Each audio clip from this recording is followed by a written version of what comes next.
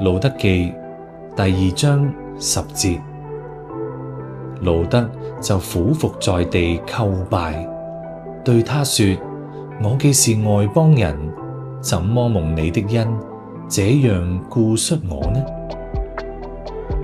對於感恩嘅話題，我哋對於對我哋好嘅人，好容易就可以有感恩嘅心態。咁至於傷害我哋嘅人呢，我哋又應該感恩佢哋帶俾我哋嘅反思同埋學習嗎？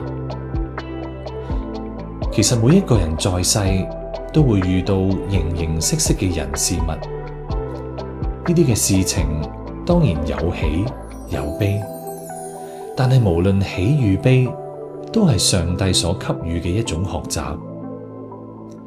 喺詩篇裏面講到，因為他的怒氣不過是轉眼之間，他的恩典乃是一生之久。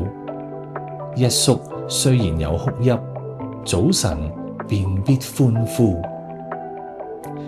所以其實當我哋遇到一啲傷害我哋嘅人，應該感恩嘅並唔係呢啲人，而係感恩上帝俾我哋一種學習嘅機會。其實呢一個亦都係一種恩典，因為學習會帶嚟成長，成長先至會帶嚟快樂。你今日又有冇數算上帝喺你身上嘅恩典呢？希望你哋都快樂，祝福你哋，我哋下一集再見。